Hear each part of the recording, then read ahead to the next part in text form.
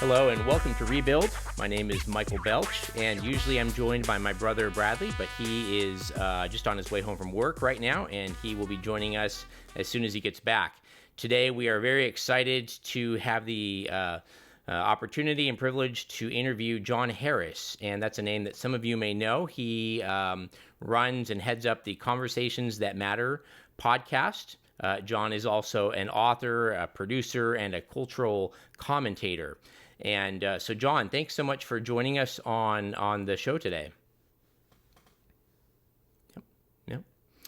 Jon, could you tell us a little bit? Most people are going to know you for your work in social justice and kind of commenting on church issues, broadly speaking.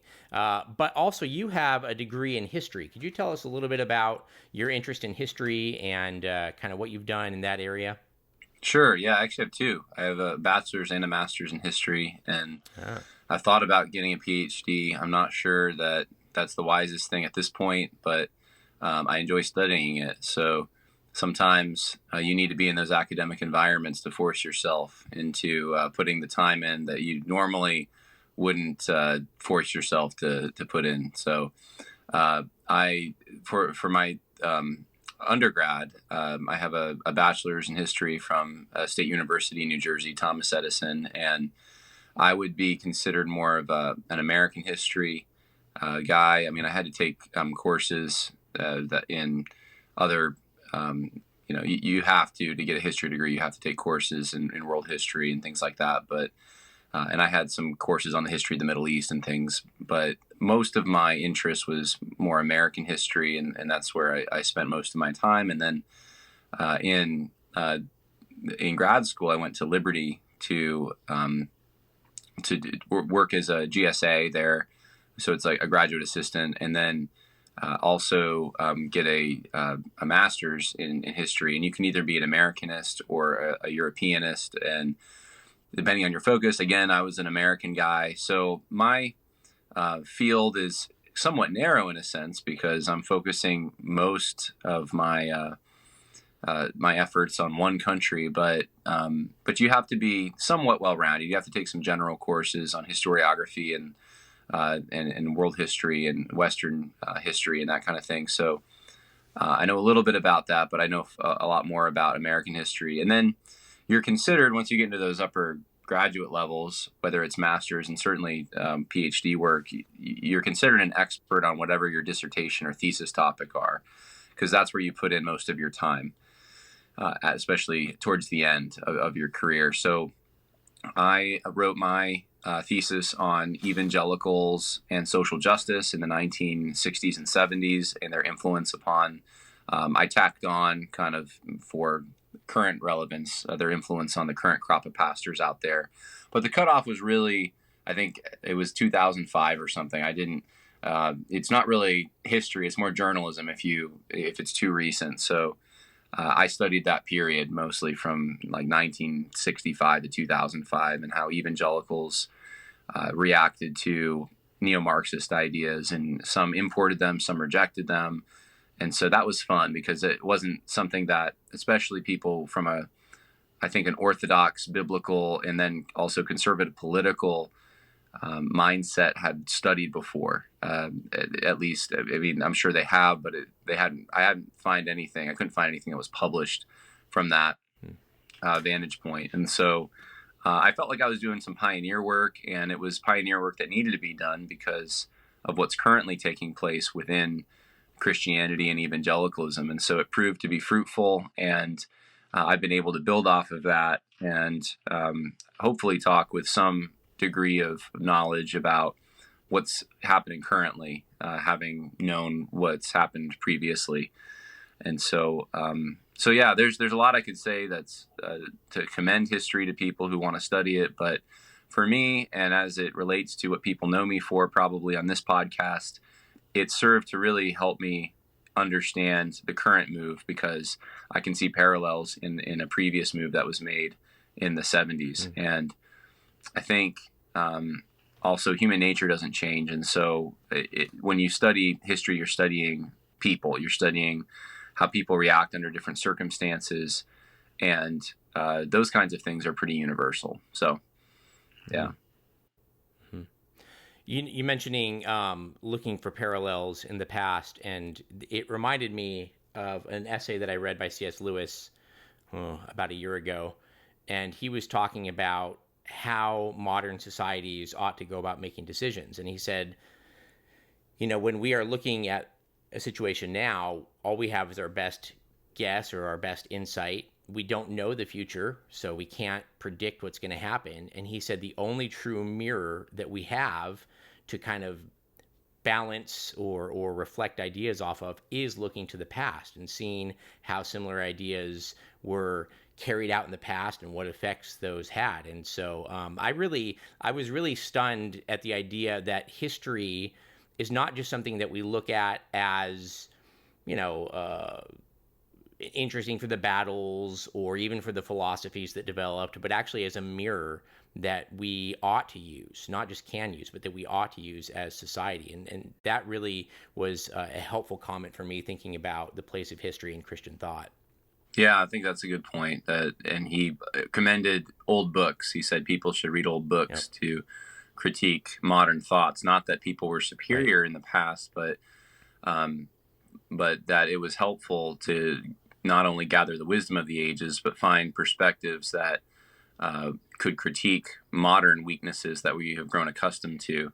So there's so many good things that you can say about studying history, and it's unfortunate to me that so many people have had bad experiences with it and hate it, and it was just names and dates, because I think if it's taught right, it's actually very interesting. Yeah. Well, John, a couple weeks ago now, our church was at some of us from our church and a couple other churches, we were at kind of a counter protest. There was a protest. The people were protesting Roe versus Wade and Casey v. Ferguson being overturned.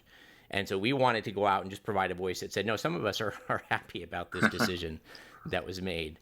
And I was talking with some of the people there at the protest, and a couple of times I said things like, well, the founding fathers, or even, other figures in history, even more recent figures, thought this or said this. And I won't say what they said, but they vociferously said, you can take the founding fathers and you can stuff them in a sack for all we care. Right. And it's not a new insight, but it just reinforced to me the idea that as a culture, we don't value history. Well, that's not true. We value retelling and reframing narratives from the past. Right.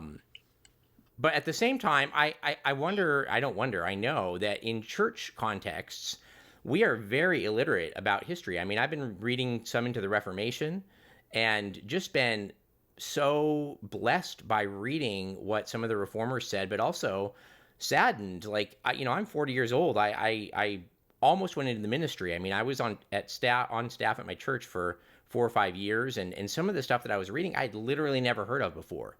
And so I'm so thankful for what you do, but also burdened that we don't think about history anymore as a society, or really even as a church. So, yeah, same. It's one of the effects of modernity is thinking that we've reached a level that has previously been unreached, and as technology advances, so does the human condition, and so we don't have anything to learn from the past. They didn't know things that we know today, like you can be a man or a woman depending on what you choose, because that's detached from your biological the biological assignment that supposedly a doctor gave you. I mean, there's a lot of things like that where if you go into the past, you're going into the dark ages, and there's just nothing there. So the only people that gain recognition or are worth any kind of study are the revolutionaries, who were able to look around them, see their society, and see how horrible it was, and take somewhat of a stand against it and get us to the next ladder, or the next rung on the ladder, for the egalitarian utopia that I think people want to reach. So it's not so much a disdain for history as such, like some people have a disdain because they think it's boring or something. It's just more of I think it's a disdain for the values that people held and the society that existed previous to us, and really an attempt to cut whatever attachment there could be to that we don't really have any obligation to them, to the past. We don't need to, we have nothing to learn from them. There's no identity that we gain from them. And I think oftentimes you'll look into the backgrounds of activists who feel this way and want to rip down monuments and that kind of thing. They tend to have really bad relationships, I think, with their own parents. And oftentimes their rage is for their own personal little piece of the pie, their own heritage. They'll rage against the broader narrative of American heritage or Western European heritage, and so it's sad to me. It really is, because it doesn't actually satisfy in the end. You find out it's like when the person who cuts themselves off from their entire family, they're just alienated. They think that they're going to find freedom, but what do they actually find? They find the older they get, the more alone they are, and they feel lonely. They don't have the support. They end up they don't have the love that naturally flows when you reach those ages, and so they've lived selfishly and they've lived for themselves, and then it's too late. And I think something happens on a more of a grand level when countries do that to themselves. When countries cut themselves off from their own past, they do so to their own peril, and they lose the wisdom that can bring, and the really the glue that keeps society even together.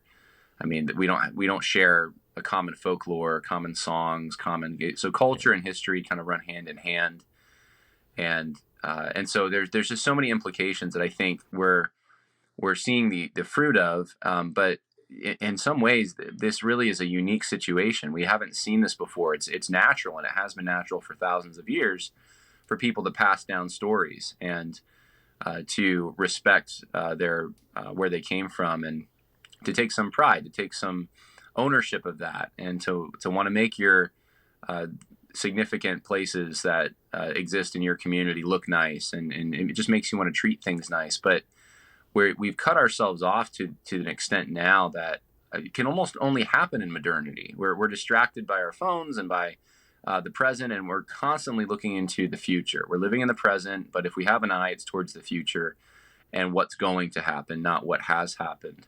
And so many people are either ignorant, or if they know anything, they know a cherry-picked narrative that's only designed to make them to hate the past. So when the church gets involved in it, it's particularly grievous, because they're ending up creating their own off-ramp from Christianity, because what they're saying is that, no one really got it right until about 5 minutes ago when we came along. And so here you have 2,000 years of church history that apparently is also the Dark Ages, and also included people who were misogynistic and racist and all the rest. And so why would we ever want to listen to them? And once you impose that on the Bible, I think this is the ultimate end of this movement. You just destroy the text, because the views of the authors of Scripture do not coincide, and that the society they lived with does not coincide with many of the values that are just taken for granted today. And therefore, if you can discredit the founding fathers, like you just mentioned, why not discredit the Apostle Paul? You can discredit Jesus, for that matter. He doesn't share those egalitarian assumptions we have. So this is very dangerous, and Christians should see the writing on the wall. They should see that what's happening out there it's not contained. It will flow into the church, and it will ruin the great, really not just even the great history we have, but also the text on which we base our entire faith. Steve Wilkins, who's a pastor and historian in Louisiana, something you said there reminded me of something he said. He said that modern, especially non-Christian scholars, when they study history, when there is something in history that shines a light of God's character or God's faithfulness, or historical figures who demonstrated godliness, there is a natural tendency to want to reject that, just the way that Jesus said, they don't come to me because their deeds are dark, and they don't want to come to the light. And so he said that even in our modern ways of doing history, there's kind of already a built-in desire to reject or reframe good historical events. On the other hand, David and Tim Barton refer to a phrase called the golden thread. That's in their book, The American Story, The Beginning.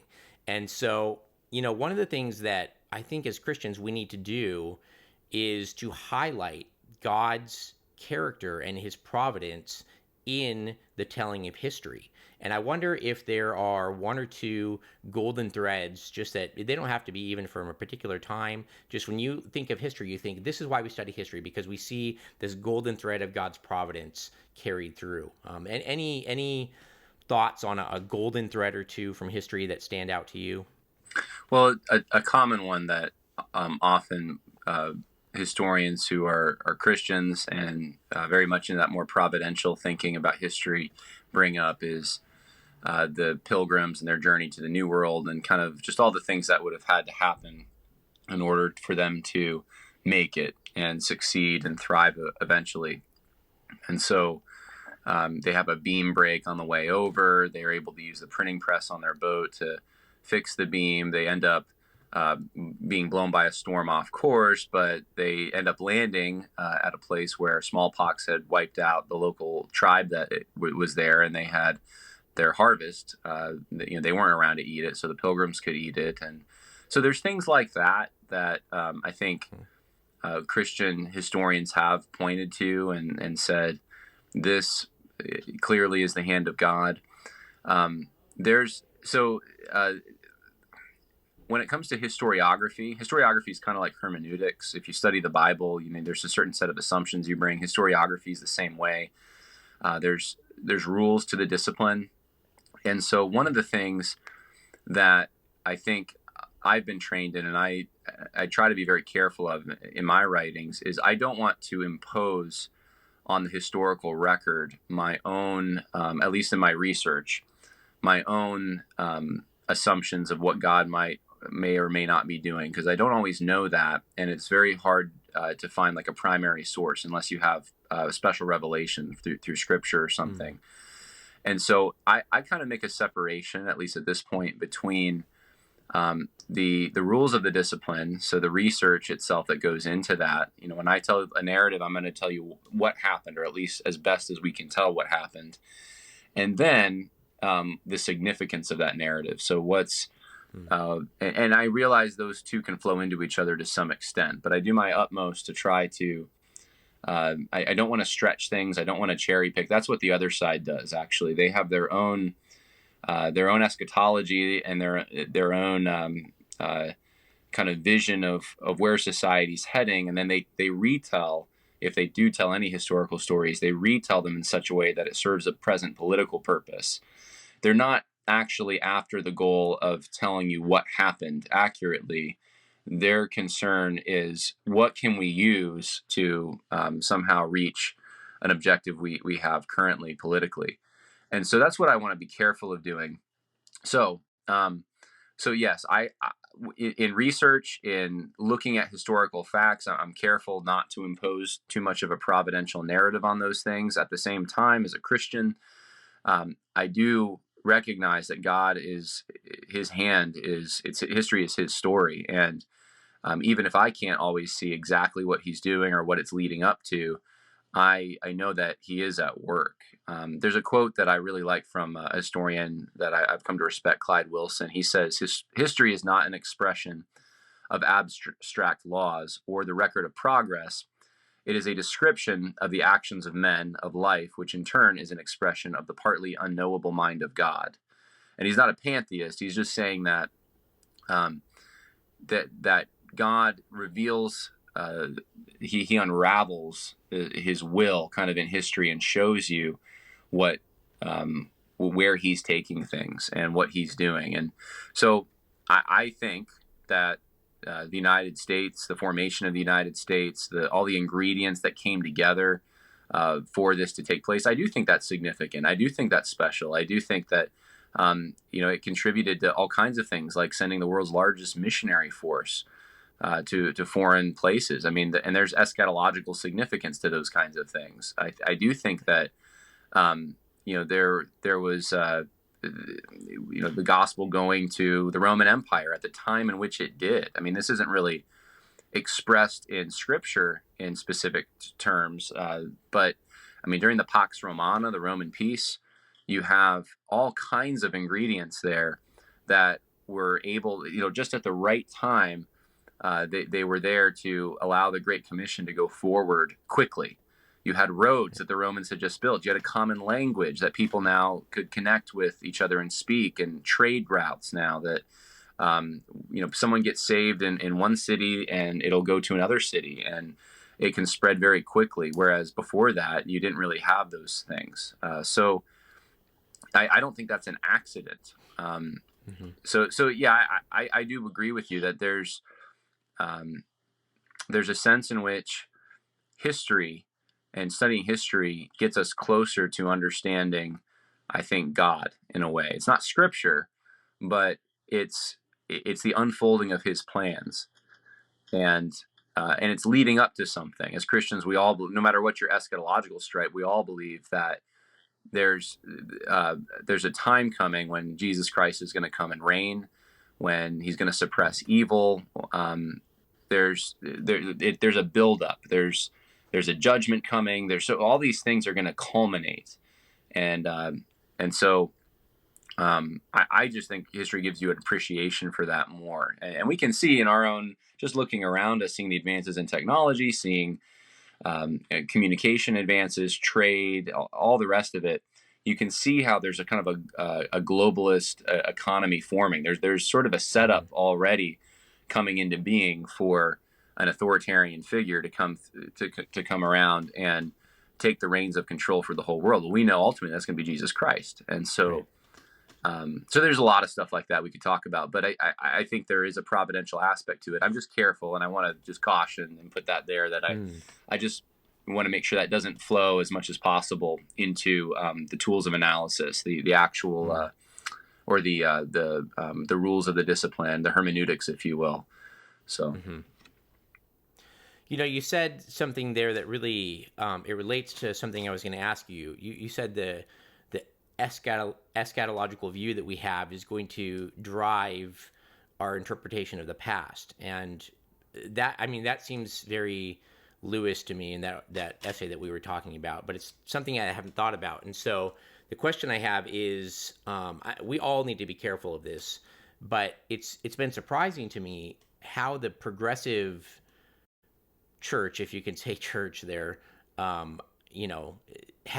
has really seemed not just to get on board with revisions of history, whether it's the 1619 Project or even biblical history, David was a rapist, that sort of thing.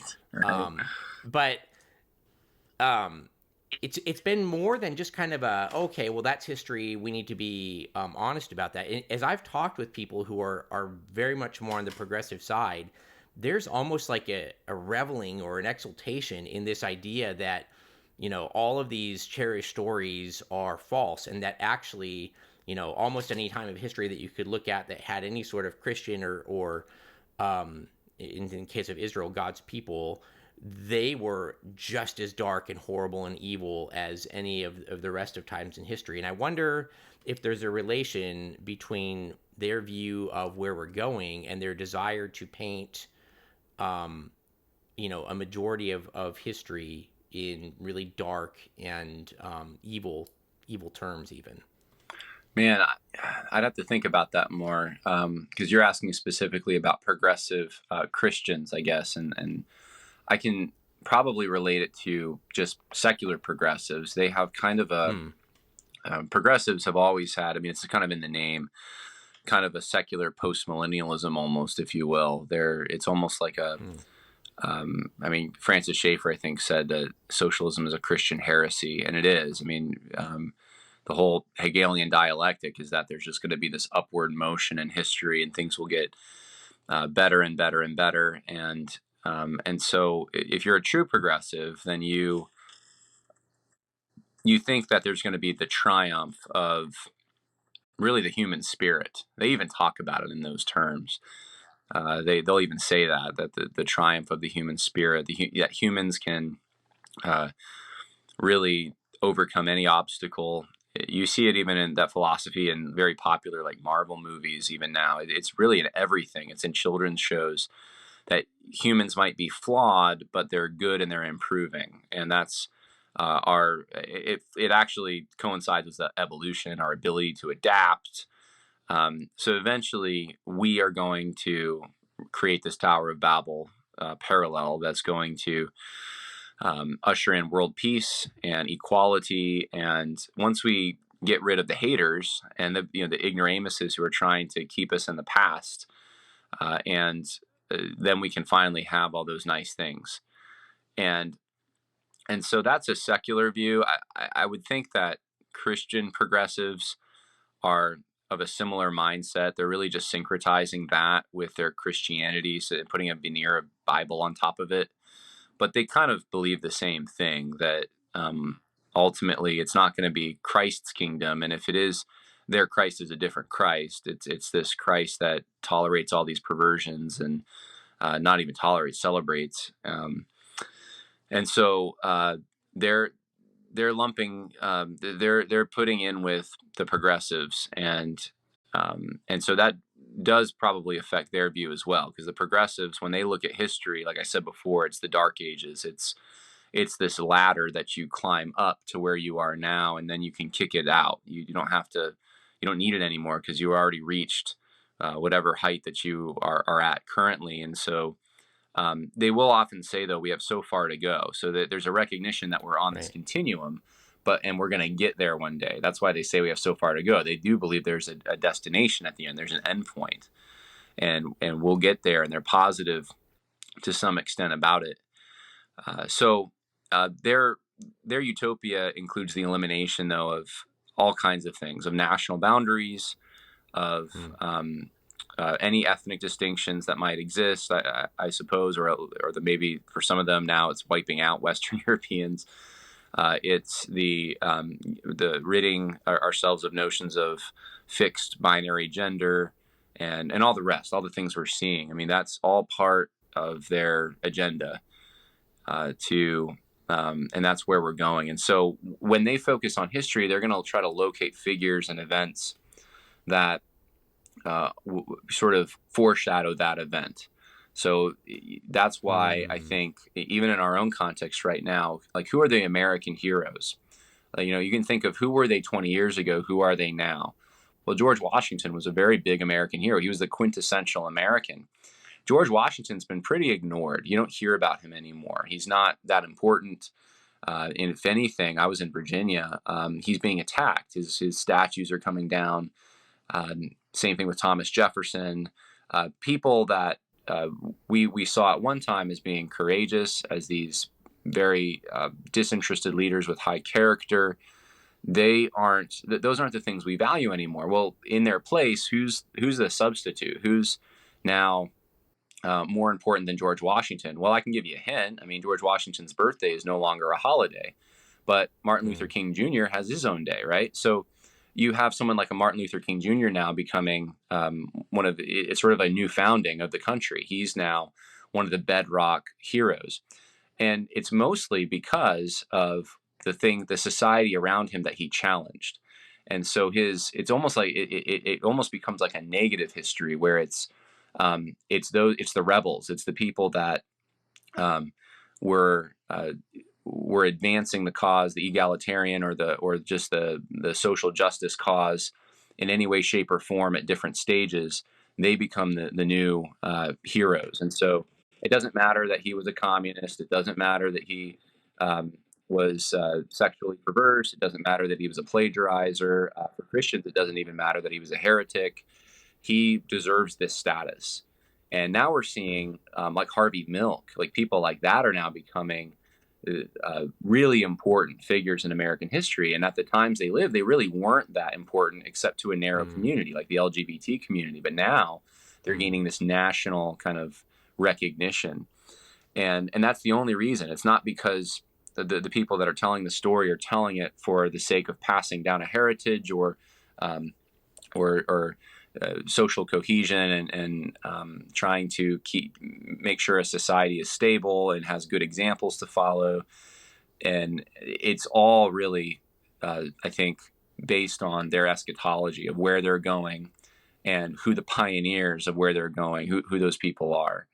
So, so that's that in a nutshell. I think that's what makes history different for the progressive and then for the conservative Christian, so to speak. We just have different value systems. They're completely antithetical. So Right. we're even going to have situations in which good guys and bad guys. I mean, we're going to have on our side, I think this is going to happen actually very soon, where we're going to have people that we consider to be the good guys. The other side is going to see them as the villains of history, and vice versa. So it's like two parallel visions of reality, and they cannot coexist in the same country. That's impossible. Right. One will have to win out, and we're in the process right now figuring out which one it's going to be. So,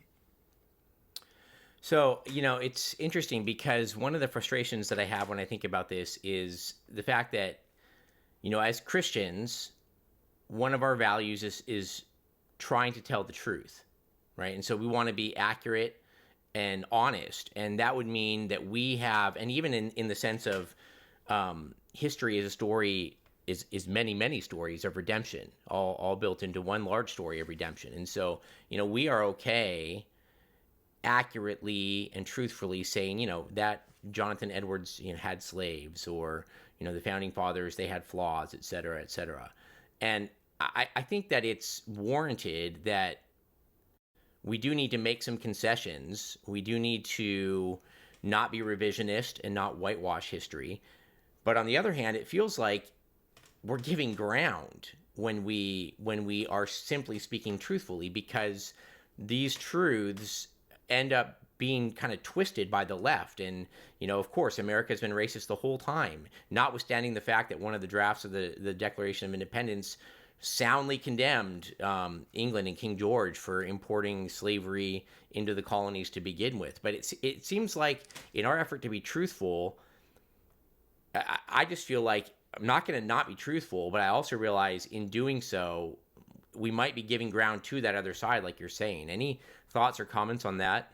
So it's a really good thought, and I wish that more conservative, political conservatives would think through that, because we're not being given great choices, in my opinion, on the in the halls of power, I should say, with the popular narratives that are out there that are well funded by both sides politically.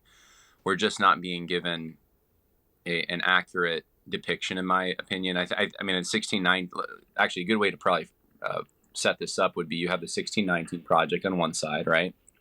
And the assumption behind that really is that the core ingredient of America, the fundamentally definitional thing that makes America what it is oppression, and namely slavery and racism.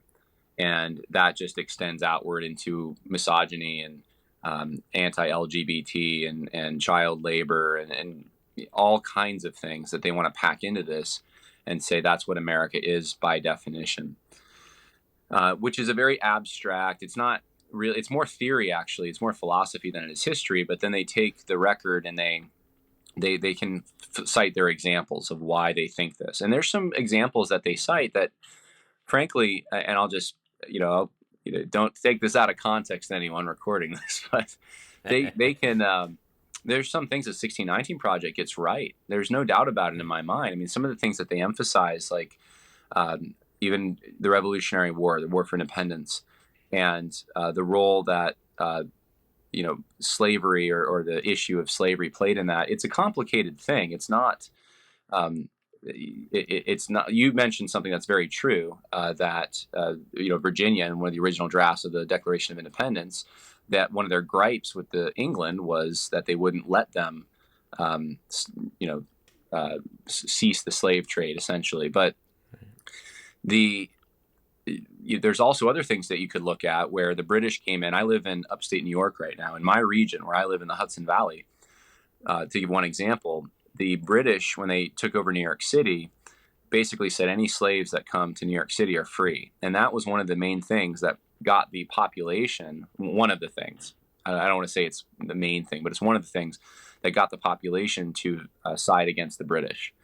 And they had slave patrols. And so, I mean, this happened. George Washington wrote it was General Howe when he left and said, basically, you have our property, you have our slaves, return them. So, I mean, these things are all true. There was integrated units the British had fighting in South Carolina against the Patriots. And so the 1619 Project wants to make a big deal about all this stuff, that, you could be slaves if they escaped to the British lines, could be drafted into, they could become part of the British Army and serve there. And some slaves did escape, and they did flee to the British lines for that reason. And the unfortunate thing to me is we can't just admit that. Like, I can just admit, of course, that's true. But here's the thing. That doesn't mean that America is definitionally racist, or definitionally the thing that makes America run is just oppression, and that's all America is. You have on the other side the 1776 Commission, and I sometimes use the shorthand neoconservative. I mean, there's different terms you could use, but there's a narrative that they have, that the Republican Party is really this pure as the driven snow party. Democrats are terrible, and they've always been terrible. And I would argue today they're terrible. But what they've done, though, is they've kind of created another record in which they're going to ignore what I just told you about. They're not going to talk about that, the slavery issue as it pertains to the Revolutionary War. They're going to mention perhaps the draft of the Declaration. They're gonna cherry pick the record to suit their present political needs in some way, as it will benefit the Republican Party. And without getting too much more into those details, I see two narratives that aren't. Would I side more probably with like 1776 Commission people? Probably. They probably would get more right, in my opinion. But the point is, neither of them are accurately portraying. And so here's the thing. We do this with biblical hermeneutics. We should do it with historiography. When you have a bunch of facts and you're trying to figure out what makes sense of all of them, your narrative should make sense of the whole, every available fact, so that you don't have to leave out certain facts or make up certain facts to make your narrative work. It should just make sense of what we know. And so to get back to your question, which is, are we conceding, basically? Are we, if 1619 or the progressives are saying, hey, there's racism, if we admit that, are we somehow conceding their point? I don't think so at all. I think that, it's not new information they're bringing out. This stuff we've known this forever. But I think as Christians, we could admit, number one, man is sinful. There's some things that happen in the past that are sinful. Number two, situations are often complicated. And we shouldn't commit the sin of presentism, or I say sin because I'm a historian guy, but it's not technically a sin, I guess, but it could be a lie. But we don't commit the fallacy of presentism, where we look back into the historical record and we impose our present values on it, and we say, well, we live in a modern state today that you can pass a law in Congress and you can end something, or you can make something illegal. Well, they didn't have that when slavery was being set up. Like, it was organic. There wasn't a legislature that came together and they all said, what would be a great idea? Slavery. So right. There's a lot of things like that. You have to just realize that the possibility of just getting rid of it the way that we think today it should have been taken care of or something, it wasn't an option. And so that's the second thing, is we have to actually take into account all the available information, and put ourselves in the shoes of people who lived in those days, knowing what they know and the limitations they may have had. And then we can also, I think, and this is the main thing in my opinion, we can recognize the good that comes from men who are flawed. Just like today, every person's flawed, and we can do good things despite our flaws. There's things that we do today that I think people in history would look at and think are absolutely grotesque or barbaric, and we just think nothing of it. Even some of the clothes that we wear, some of the habits that we formed, I can't even probably think of all of them because I'm so used to it. But there's still, God can still use people that are flawed. And so I would look at the founders, for example, and I'd say, look, of course they have flaws. Of course there's things that we might not agree with today that they believed in because of the times in which they lived. but that's not the thing that defines who they are. And these were great men, despite whatever flaws you might want to bring up about them. And that's the argument I think as political conservatives and as Christians we should be making. They were still great men. Some of these people, we don't honor them because we don't honor George Washington because he owned slaves, right? That's not the reason there's any statues to George Washington. Or we honor him because he was a brave general. He risked everything. He could have been king. He said no to that. It took a lot of humility to do what he did. And so he deserves recognition and honor. And we wouldn't have the United States if it wasn't for him. I mean, that's just, do we do this? Do we treat our parents this way? I mean, some of these social justice warriors might, but when you're thinking of, Father's Day comes around or something, or you're like, well, Dad, there was that one time he spanked me as a kid and he really spanked me a little too hard. And so now Dad's abusive. Dad is just, it's like, no, it's ridiculous. Right. Or Dad said something he shouldn't have said once. And so that's the only snapshot of Dad we're ever going to think about. And anyone who honors Dad is endorsing that behavior. No, we honor Dad. We, get cards that say world's best dad or something because, well, he's our dad. That's part of it. He's the dad God's given us. And he's also the person that God used to provide for us. We wouldn't be around without him. So we have an obligation. We owe something to him. And the scripture says, honor your father and mother. So I think that Christians are better equipped to do this because the left, if they apply this logic to even their own heroes, they have to ignore certain things, like MLK I just mentioned as being one of them. The Me Too movement and is okay with MLK? That can't be, right? There's such a contradiction there.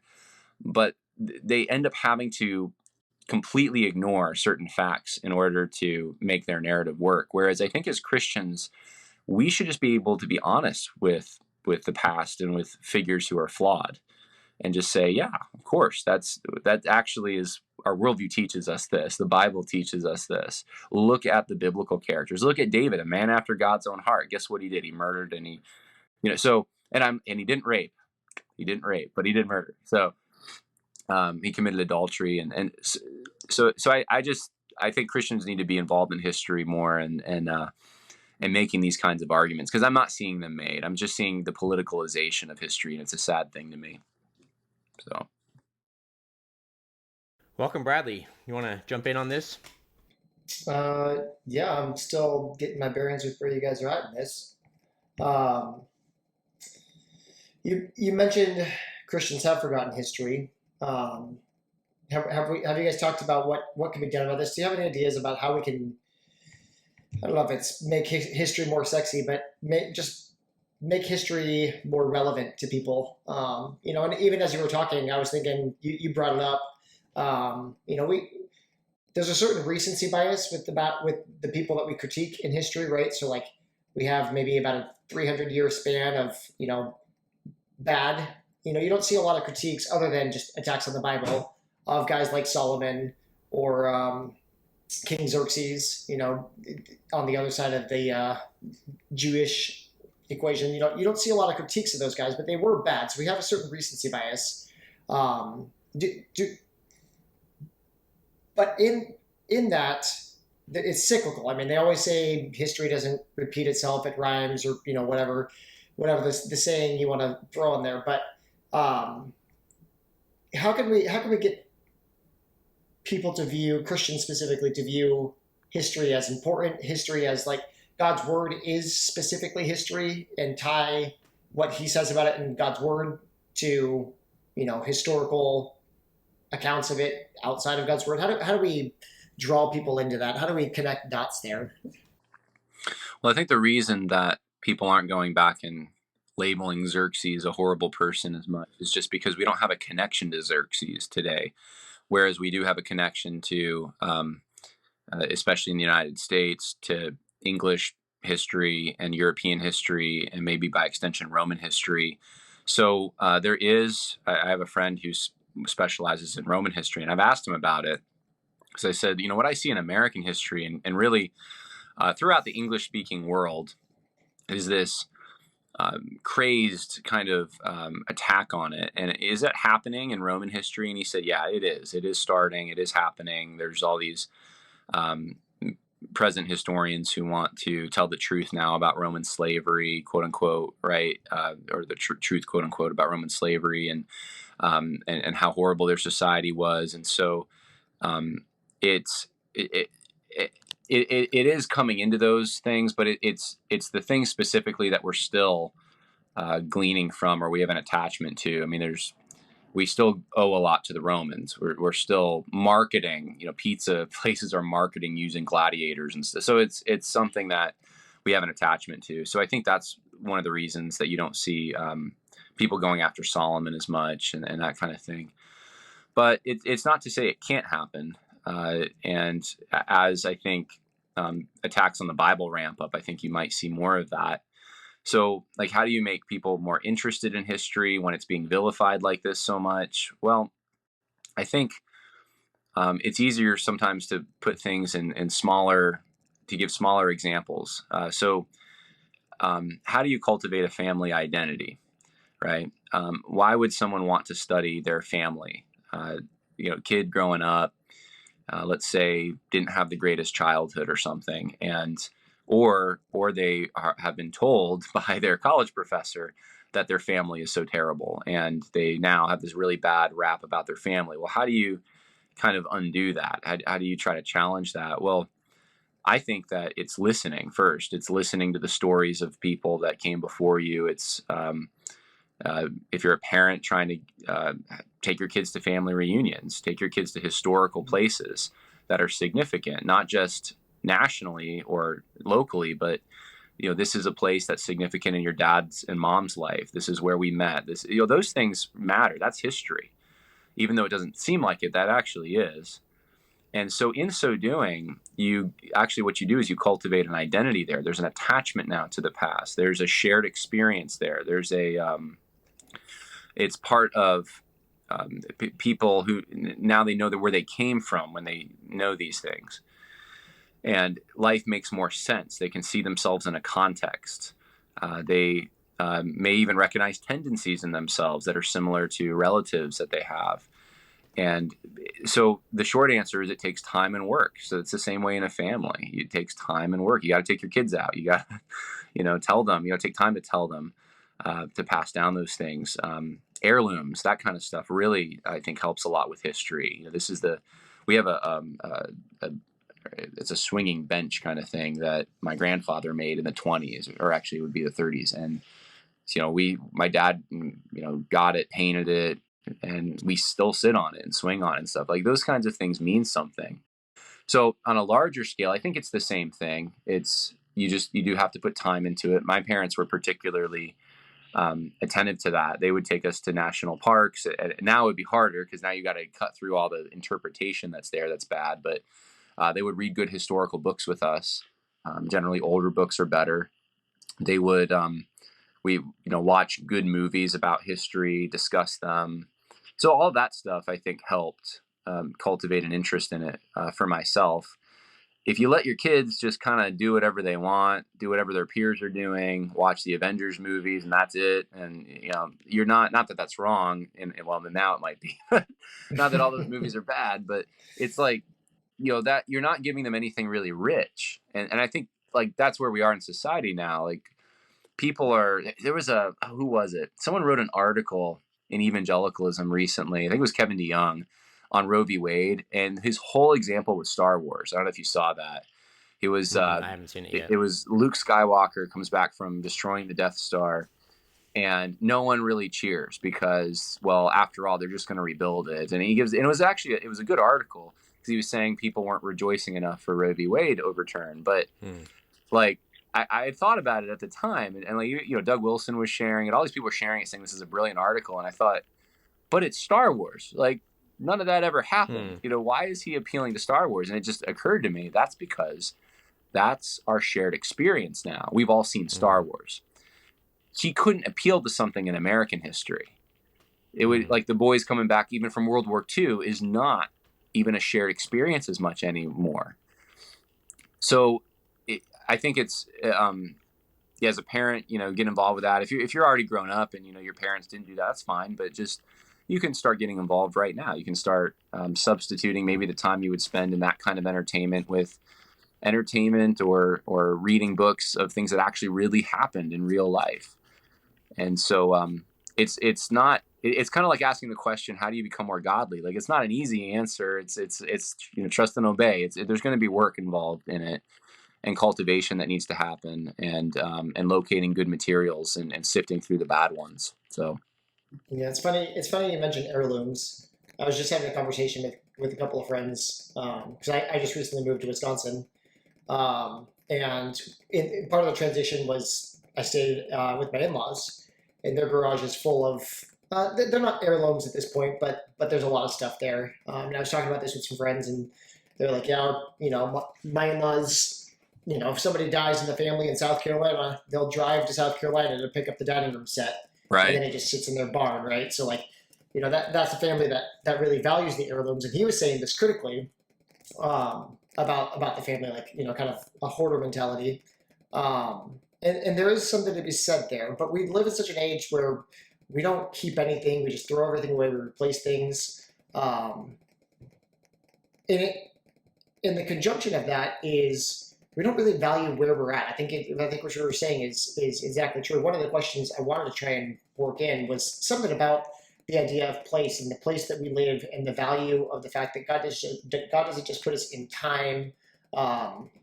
He puts us in specific places, right? Like we're privileged, we would say, I think all the three of us, to have been to be American citizens. Absolutely. He put us here, right? So like he put us here specifically for a reason, I think a simple acknowledgement of that, and it starts with things like you're saying, heirlooms, is really valuable to say this is where I am because God specifically put me here, and the more we realize that, the more we can appreciate kind of how we got here.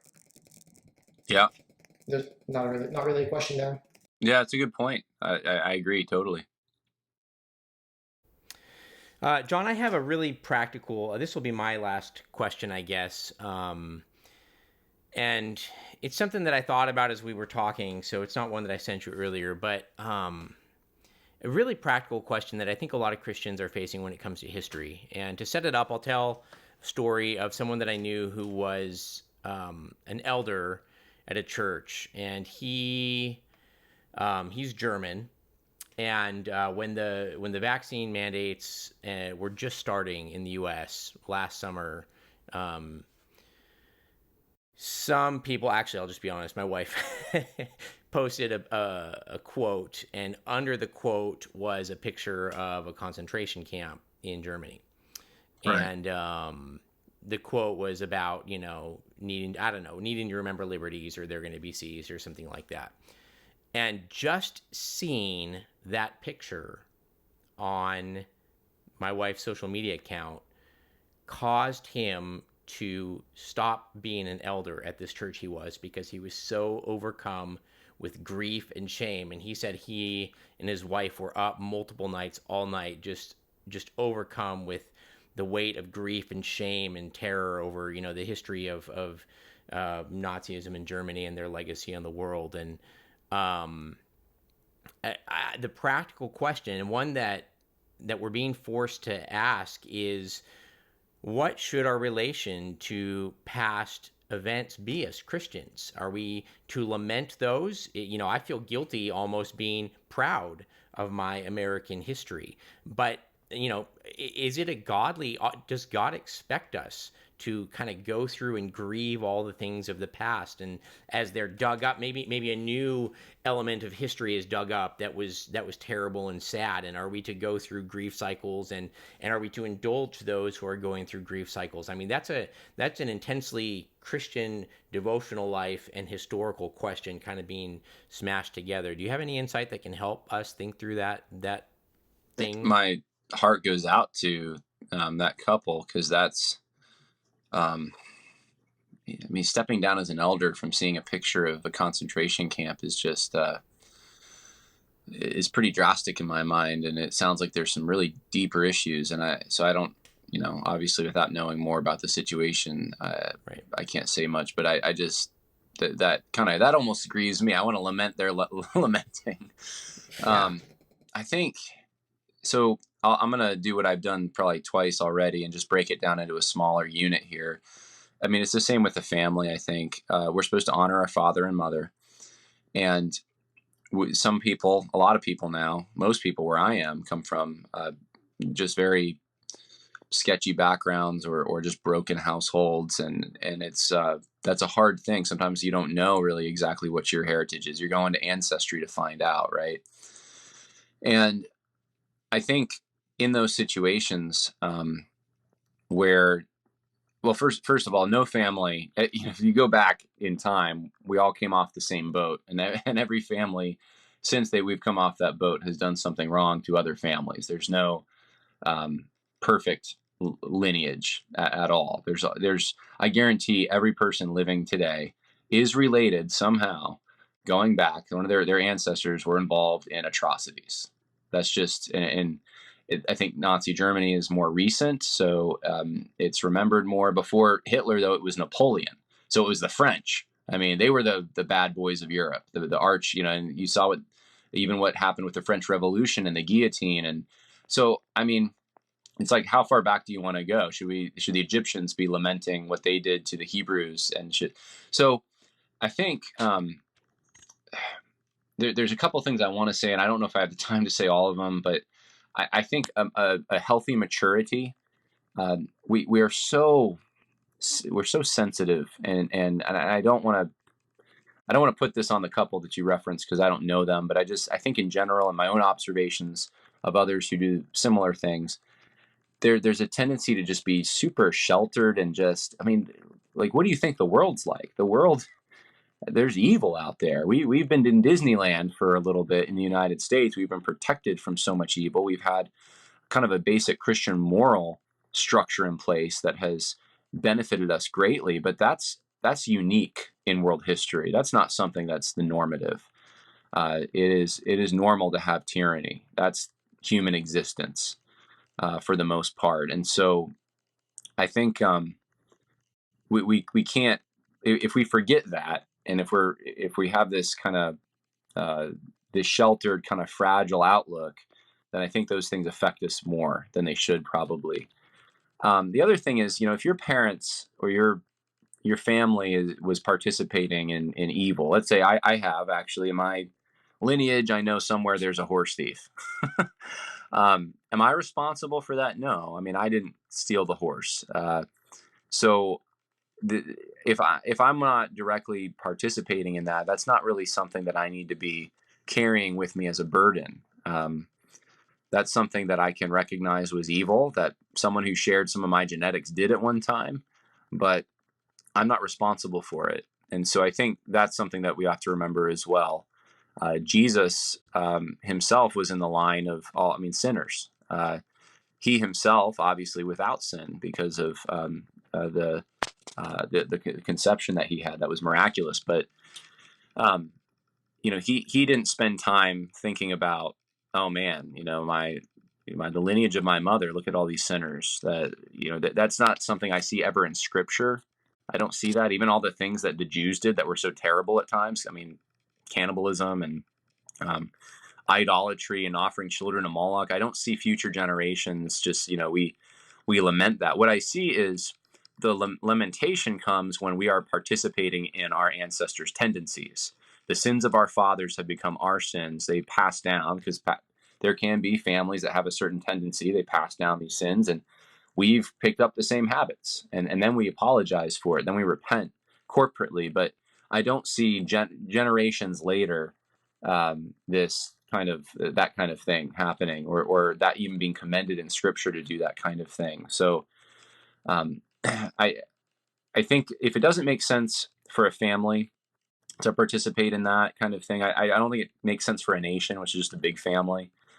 Like, and that's partially, I think, the result of this very anti-Western and also anti-German to some extent kind of narrative that Germany is just reduced to a small space of time in the 1930s and 40s, and that's all Germany ever did and has to offer. And it's like, well, you can do that with any country. Just pick the point in time when they were doing some of the worst things and then just say, well, that's all they are. That's obviously Germany's the place where the Reformation started. We wouldn't even have Protestantism without Germany. You know, there's just a lot of good things about Germany that you can also take pride in and thank God for as blessings that you can enjoy. So I don't go for that kind of thing. So I would say recognize it. You can recognize, yeah, this was evil. People that I might have a connection to did this kind of thing. Thank goodness that's over. Thank goodness that people don't feel that way today. And turn it into a positive. It doesn't have to be something that now influences your identity and makes you somehow complicit or guilty in it just because you happen to share some genetics or something. So yeah, I mean, I hope that helps. I tell people that come from broken households, even when they have resentment against their parents, we're told to honor them. Find the thing. You can always find something, just about always. You can find something to honor. You can find something that's positive that you can take and use as while recognizing the evil. It doesn't take away from it, but I don't think that becomes part of you or part of what you pass down to your kids. We lamented it, but we didn't do it enough. So now, kids, you got to lament what happened in Germany, and that's just the human condition. That's sin. It's not particular to any people in a particular region. So I hope that helps. Yeah. It does, and I think you guys might have started with the question referring back to Steve Wilkins' talks on some of his historical talks. And what struck me when I was listening to some of his stuff is, the early arrivals to America, European arrivals. He points out that the Pilgrims weren't the first to America. There had been other voyages across, and obviously that's been taught. But specifically, the Pilgrims were blessed by God to survive their time here, and God. I think he's making the case that God uses sometimes pretty nasty things, like in the case of the Pilgrims, some of the disease and sickness that was the only reason why the Indians weren't strong enough to actually, take them out that first winter. And through that, God created, God continued to create a people in America that pursued God's truth, pursued the order that, in order that closely resembles the Bible. And it's not perfect, but what I'm getting at is that God does use hard times and difficult situations.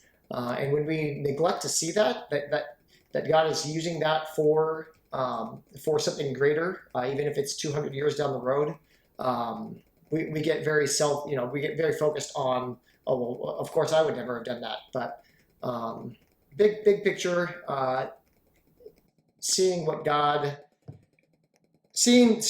thread that God has woven into history. It's not always pretty, but it is his sovereignty, and he does work through it. So I think that, that's what you're saying there is very helpful. It's not that we can't point it out, but we certainly shouldn't revel in it. Yeah. Agreed. Good. Yeah. Well, we're coming up to just about the end of this. John, any last comments, things about history that you're like, man, I wish somebody would just ask me this, or I wish I could say this about history that people don't think about very often? Anything else that we should have touched on that you want to just have the last word about? Man, not really. I will say a common question that I get, though, is what do I use to teach my kids? Where should I start? What are good sources? And that's sometimes difficult for me. Sometimes people have very specific questions, and I'm like, I don't know. I mean, but I can say this. I would start with primary sources as much as possible. It's better to read the history of something through as much as you can through the sources, through the people that actually experienced it, than to read historians talk about it. Now, there's an advantage. Obviously, I've written books where I'm a secondary source. I'm not primary. I am a primary source on some of the things happening now, but I've written about things from the past I wasn't there for. And there's an advantage to it, especially if it's someone who shares,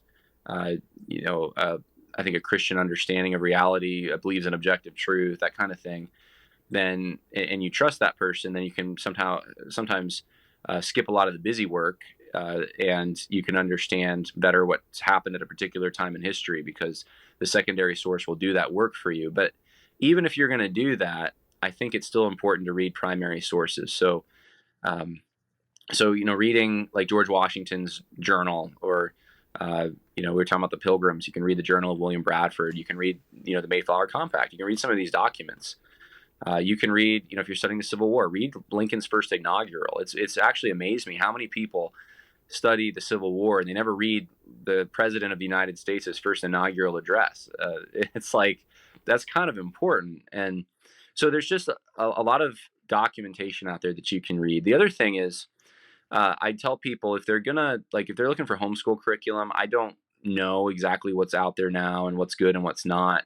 I've heard good and bad things, and curriculums tend to change and go woke. And I do have a friend, Brian McClanahan, who does an American history program for homeschoolers at McClanahan Academy. And he gives people, I don't get any advantage on this at all, but he gives people a discount if they put my name in their Harris when they're purchasing whatever course he has available. So I really believe in what he's doing. And I think he's got some really good material. Other than that, I think old books are good if you can find them. Older history books, like 80s and before, preferably. I mean, you might even find stuff in some of that, but 99% of the stuff published now, especially for curriculum, it's just junk. Like, it's not worth it. So finding older stuff, so there's probably on specific eras I can recommend different books and things, but those are the three major things I tell people: primary sources, McClanahan Academy, and then find older books. So hopefully that'll be helpful for people. Well, that is. Yep, we'll make sure we link that in the show notes in the description. Speaking of links, Jon, I'll link your podcast. Anywhere else that people should be going to follow what you're doing or working on? I think, worldviewconversation.com. You can find most everything. Yeah. Laststandstudios.org is another website. We actually have a documentary coming out Friday on a Holdeman Mennonite group at a church. It's pretty specific, and it's an evangelistic thing. We're trying to reach them with the gospel, and apparently they're not supposed to watch YouTube, but they will. They won't really talk to people much. So as far as evangelism. So anyway, we did this whole documentary on their church and some of the false teachings there. And there's other stuff, though. We've made some historical stuff. We did one called American Monument at laststandstudios.org. You can check that out. It's like almost 2 hours long, but we just talk to experts, and we go to some of these places. I traveled to Portland and Seattle and places where these statues were being destroyed. And so that'll benefit people, I think. And so those are the two major websites they can go to. Great. Okay.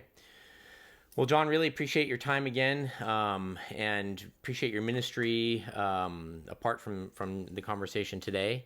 For the rest of you who are listening, just a friendly reminder, you can catch this content both on YouTube and wherever you listen to podcasts. So if you like to watch the video, you can check it on YouTube. If you just like the audio, then if you didn't know the podcasts, you can find the links for all of those on our website, which is rebuildpodcast.com. And Jon, Bradley, have a great rest of your day, and thanks again for the conversation. Really enjoyed it. Yeah, thanks, Michael. Thanks, Bradley. Yeah, I didn't get a chance to tell you, Jon, but I have been very encouraged by your content. I first saw you in Enemies Within the Church, and then Michael had linked you, and I was like, oh yeah, I've seen that guy somewhere. And it's been just really encouraging to see your faithfulness and